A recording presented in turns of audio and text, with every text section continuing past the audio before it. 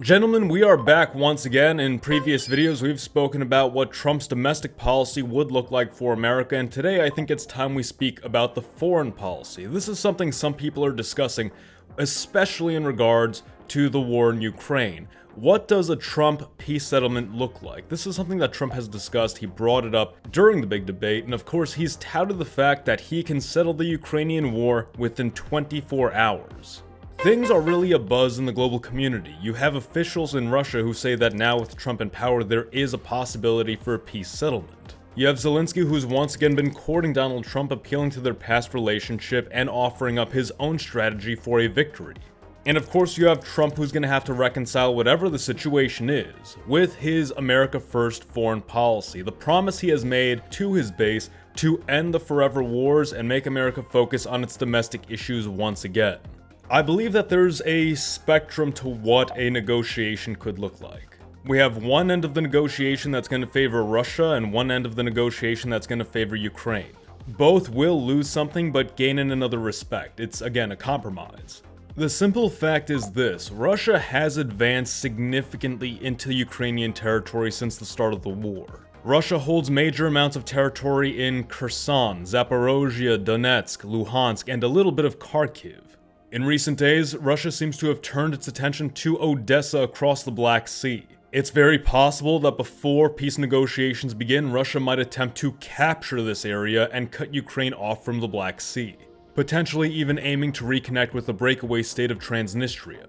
Ukraine, to its credit, has made some incursions into Russian land, but comparably to the gains that Russia has made, this is, unfortunately for Ukraine, very insignificant. What I've been saying since day one, not even day one, before that, before the war even began, I was saying that in a situation where Russia invades Ukraine, the Ukrainians are going to be highly dependent on Western support to endure the war, and that has proven to be very true. Ukraine's foremost concern with Trump in office is that he will just suddenly cut off aid to the Ukrainians, which isn't out of the realm of possibility. But of course, Trump is in a position where he needs to project strength to America's rivals. I'm not of the persuasion that the United States should have enemies, but it's clear, unfortunately, that rivalry has continued since the end of the Cold War between the US and Russia, and the conflict in Ukraine is a partial result of that. But Ukraine isn't the US's only concern. Of course, the US is also looking at the situation in the Middle East between Israel and Iran. It's also looking at a potential conflict between China and Taiwan. There's also the risk, albeit more slim, of a conflict between North Korea, South Korea, and Japan. So a major concern among many is that Trump can't just pull out of Ukraine and let Russia sweep through and quote-unquote win. But of course that's not what Trump is aiming to do. He is attempting to mediate a peace. He is going to find a compromise that's going to appease all parties involved. Hello audience, Mr. Z here with another video for you. If you're new to the channel, welcome. We have videos just like this every week, and believe it or not, only about 25% of you watching are actually subscribed to the channel right now. So if you enjoy this type of content, I hope you'll hit that subscribe button and stick around. And if you are subscribed, fellas, only like 15% of you have your notifications on. YouTube's subscription system is seriously confusing sometimes, but basically if you really want to be subscribed to the channel, you need to click that bell icon and activate those notifications. Now, back to our regularly scheduled program. This will not be a victory for Russia, although the Russians can certainly spin it that way for themselves. It's not going to be a victory for Ukraine, although the Ukrainians could spin it that way for themselves. This will be an end to the conflict, a stopping of the bleeding, and it's going to be done on the US's terms. By getting this done on the US's terms, the US is demonstrating strength, and that is going to send a message to American rivals. But this isn't just about the US demonstrating dominance to America's rivals. This is about the US demonstrating dominance over its allies as well. Compromise in Ukraine sends a very strong message that I don't think people have picked up on yet. The message that, hey, if you're an American ally, you do not have carte blanche to do whatever you want. If you bite off more than you can chew, we will help you, we will save you, but you're gonna lose something because of that. If memory serves, there was a story that came out that Trump told the Prime Minister of Israel that the war better be over by the time he takes office. Trump no doubt feels a little bit of personal animosity toward Iran. The Iranians did hack his email and send that information to the Biden campaign. The Chinese supposedly hacked Donald Trump's phone. Intelligence reports suggest that the Iranians attempted to assassinate him. But I don't necessarily think that this is going to influence Trump's foreign policy to the degree of, say, escalating or starting a war. I think you might see a firm response, but you're not going to see something of a prolonged conflict. You may see something like a surgical assassination type of situation, much like General Soleimani all those years ago. The peace settlement in Ukraine might actually reflect a prediction I made about 2 years ago. Of course, only time will tell, we'll have to see how this turns out, but given all the factors I have brought up, I think it's quite likely this is the outcome we're going to see. Now, the news has come out that Zelensky has put forward a multi-point plan for how to achieve victory in Ukraine and what America will receive in exchange for this agreement. Essentially, what Zelensky has put forward is a plan for Ukraine to immediately join NATO, turn Ukraine into something of a massive military platform, stopping just short of nuclear weaponry. In exchange, the United States will gain preferential access to uranium, titanium, lithium, graphite, gas, and other resources of strategic value within Ukraine. And most interestingly, Zelensky seems to have pledged the support of Ukraine's battle-hardened soldiers to American war efforts anywhere in the world. I think Ukraine is going to get this outcome, but it's not going to be quite what they expect. Keep in mind, a major drive for Russia is security. There is on the Russian side the sense of NATO encroachment. They feel that the West is invading on their personal space. There's ethnic Russians in these territories of Ukraine and they want to retake those lands because of that. We have to recognize what both sides want out of this situation. A peace settlement between these two countries is going to come away with Ukraine getting these requested items. Ukraine is of course going to make those concessions as well. Resources will be taken from Ukraine and Ukrainian soldiers will likely be recruited for peacekeeping operations. But Ukraine is also going to lose territory. In a best-case scenario negotiation for the Russians, I can see the Russians cutting the Ukrainians entirely off from the Black Sea, occupying a large chunk of Odessa, all of Kherson, all of Zaporozhye, all of Donetsk, Luhansk, Kharkiv, taking all the land up to the Dnieper River. Once again, I want to emphasize this is a best-case scenario for the Russians. This isn't the most likely outcome, but this is their best-case scenario, the maximum they could probably negotiate for. The reason the Dnieper River is so important is because it serves as a natural boundary. It is a natural defensible boundary for the Russians. Just about all of Eastern Europe, Russia, Ukraine, Belarus, Lithuania, Latvia, Estonia, Poland, exists within the European plain.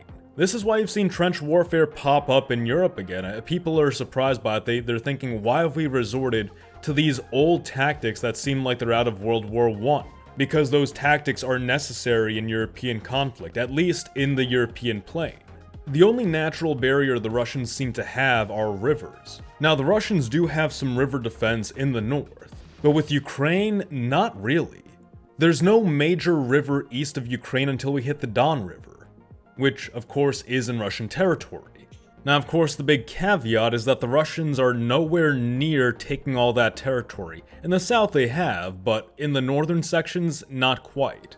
But this is why such a compromise would be extremely attractive to the Russians. They'd essentially be doubling their territorial gains if they accepted. But what the heck is in this for Ukraine? Why would Ukraine willingly give up so much land? Perpetual security, that's what's at stake here for both parties and what both parties ultimately want. Ukraine wants to make sure that it will never be invaded in the future. Russia wants some contingency, some additional measure of protection against Western encroachment. A best-case scenario for Ukraine would likely still see the loss of territories, namely Kherson, Zaporozhye, Donetsk, and Luhansk. But the Ukrainians would still maintain control over Odessa and still maintain a port into the Black Sea. What I see the Ukrainians getting out of this is essentially what Zelensky has requested. Post-war Ukraine will be integrated into the West, likely joining the EU and NATO, and I would like to emphasize, not just NATO, because there is the possibility that NATO will be reformed to some capacity.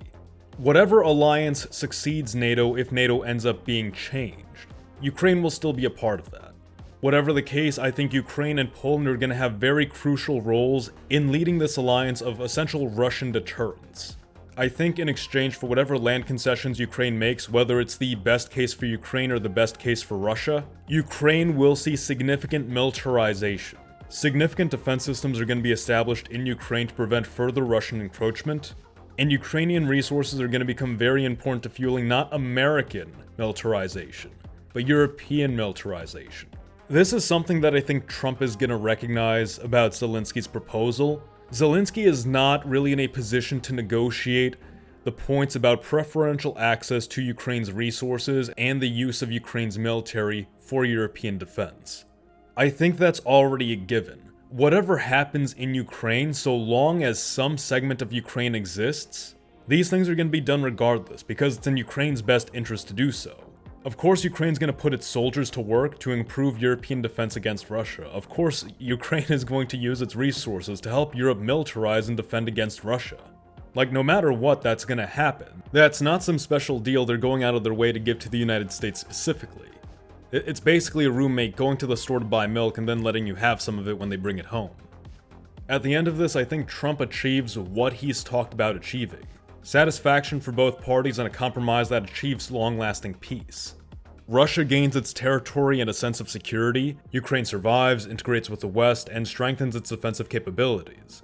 Now, of course, I have a friend who's a little bit more pessimistic about this, and he is something of an expert in this field. So I want to bring him on to get his thoughts on this as well. We can hear both sides of the argument. Gentlemen, it's my pleasure to introduce History Legends. Now, Trump comes in, and he's changing the game. He's the businessman. Trump is going to come, and for now we know that from himself or his team that he wants Putin and Zelensky to sign a deal and stop the war. I don't think that's going to happen because both sides are unhappy about it. The Ukrainians are unhappy about it because they're going to lose a lot of ground. But I mean, de facto, they have no choice at this point, and they will have to play with the Americans no matter what. So they'll try to play their cards. However, the Russians, what incentive do they have right now to stop the war? Let's be honest. They're winning. They're gaining more ground. Why should they agree to a ceasefire? A ceasefire that will maybe help the Ukrainians rebuild their forces. Because we have to remember that it's not the first ceasefire proposal.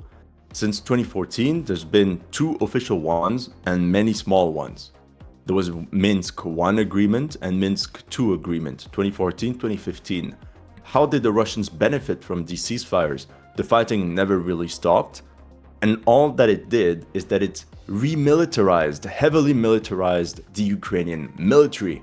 Not even 10 days after the Minsk II agreement, the British sent their first instructors to rebuild and train the Ukrainian army. The Russians got betrayed in that agreement of, yeah, we're gonna just calm things down. No, it's just an opportunity to give Ukraine a break and remilitarize them for another round. So many years later, the Russians are extremely suspicious of peace talks, ceasefires, especially coming from the West. At the same time, there's another thing. In September 2022, the Russians annexed 4 Ukrainian oblasts and officially added them to their constitution as part of Russian territory. We're talking about the Donbass, composed of Luhansk and Donetsk oblasts, but also 2 other ones called Zaporizhia and Kherson. Now, the Russians don't control all of these oblasts. Like Luhansk, they're at 99%, but for the others, it's between 60 and 70%. So if there's a ceasefire now, Russia has effectively lost the war. Let me repeat that. If the war ends now with the current front line, Russia lost the war because they did not reach these objectives, which are, there's 2 objectives. One, take the ground for the Donbass, so regain the territory of the separatist republics of Luhansk and Donetsk, which they have not yet achieved. And number 2, get full control over the annexed territories. So if the Russians stop now, they have lost the war. Even worse, if they do sign an agreement now, and there's a DMZ, since these lands, by Russian law, since these lands are officially Russia, it will mean that everything else it's as if it was ceded from Russia to Ukraine. It's as if during this war, Russia has ceded the land to Ukraine. So this idea of just freezing the front seems a bit unrealistic, especially considering that the idea was to have NATO troops, NATO European troops patrol the border. This is another point where the Russians might be extremely sensitive. Why would they stop the war now? To get thousands of British, French, German, maybe American troops patrolling their border. That's another point where the Russians might not be very happy about. And overall, I don't think the Russians want the Americans to be the kingmakers of this war. Right now, we haven't seen a generalized collapse of the Ukrainian army. Just parts of the front have been collapsing. Other parts are holding tight for the Ukrainians. So it's still in the gray zone. But so the Russians are still on the offensive. They're still having the upper hand, firepower, manpower. They have the advantage. Now, the thing is, you cannot tell the Russians to give, like, there's no politician, American or whatever, Trump, that's gonna give half of Ukraine to Russia if they haven't reached these positions by themselves. Trump cannot come and say, okay, this belongs to Russia. Because whatever happens, if he does that, or even worse, let's say he just cuts off Ukraine. So that could happen. Imagine Trump cuts off Ukraine, says, okay, you don't want to negotiate, you don't want peace, we cut you off, cut support, anything. The Ukrainian army might collapse, and then the Russians might go to the Dnieper. So that's one possibility. But Trump will be remembered forever as the backstabber, as the one that made Ukraine lose, as the one directly responsible for the defeat, even though the Ukrainian army is at fault. They have a lot of structural problems, but they will be able to shift the entire blame to him. And there's another problem. A lot of countries that depend on the US for security and defense will start to shake and rethink their alliance. If the US can drop a country like Ukraine, which the US pledged to defend in 1994 after they relinquished their nukes, what about Taiwan? What about Japan? What about South Korea? They're also facing a threat. They might say, okay, we might go into a war, and then the US population abandons us when they think it's too much for them. I do think that he's gonna try to talk to both sides, but he's gonna come to the realization that not only they don't want to talk, at least not now, and he has no other choice but to support Ukraine. So Trump will face a situation where the Ukrainians will be like, okay, we understand. But for negotiations to start and to have peace talks, both sides have to be ready to talk. And the Russians, they're not. I don't think they're ready to stop the war right now. Don't forget, the Ukrainians also have a salient in Russia right now. Freezing the front is just physically impossible, and the Ukrainians did it, in my opinion, on purpose. They knew Trump could win. They attacked Kursk Oblast and trying to take as much land as they can to make sure any attempt at peace talks just fail. There's no possibility I don't see it happening. Because if the front freezes, that means part of Russia goes to Ukraine. Right. This is one of the things I did bring up in the early part of my video, where Ukraine has that incursion, but comparable to what Russia is currently holding, it's just insignificant enough. If Ukraine was occupying an equal amount of land that Russia was occupying, it's like, okay, you guys have to trade. Like, there's no settlement where Russia is going to come away with something. But because Russia just has such a disproportionate amount of territory there, and as you said, they can keep going. They still have the upper hand there, unless America just goes all in on their war investment, which obviously Trump doesn't want to do. I can see the best case scenario for the Russians, what they get out of it, is that Trump says, okay, you can have this land. You're going to get more land than you already occupy, which is going to be a tough bullet for Ukraine to bite. But again, if Zelensky gets everything that he's requesting, then it might be something that they have to accept, because realistically, well, what better can they ask for? Yeah, so first of all, their number one goal for Ukraine is to get back to the 1991 borders, and that's problematic because now the Russians have all this land, and also that includes Crimea. So the Russians are not going to let that go. So Ukraine will have, no matter what, they will need to tone down their demands. However, we cannot forget that Trump also wanted to pull out of Afghanistan. He actually increased the number of airstrikes, increased the number of troops. There was a little surge during the Trump presidency. And what was the reasoning behind it? It's to force the Taliban to the table of negotiations. I think this is a typical Trump move, to come up with such a big statement, and then he's gonna say, okay, Putin, you don't want to listen? No problem. We're going to help Ukraine until you decide to stop by yourself. And I think this is what's going to happen. So, with the situation that's going on right now with Biden escalating as much, do you think this could compromise Trump's ability to escalate? Because if Biden brings it up to here, and World War III is here, how much further can Trump possibly take it? World War III only starts if let's say the Russians go crazy, but right now they've been pretty timid. So there was a drone that literally hit the Kremlin and nothing happened. How many strikes happened on Russian territory, and so many red lines were crossed, and the Ukrainians invaded Russian territory and still hasn't changed the strategy.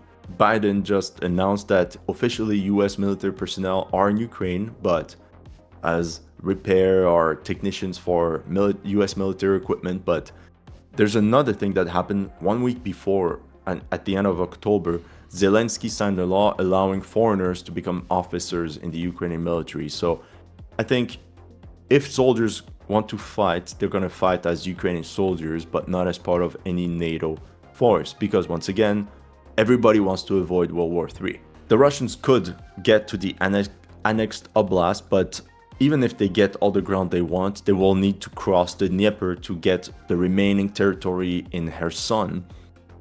That's not going to be easy. Now, Ukraine most likely will give up ground.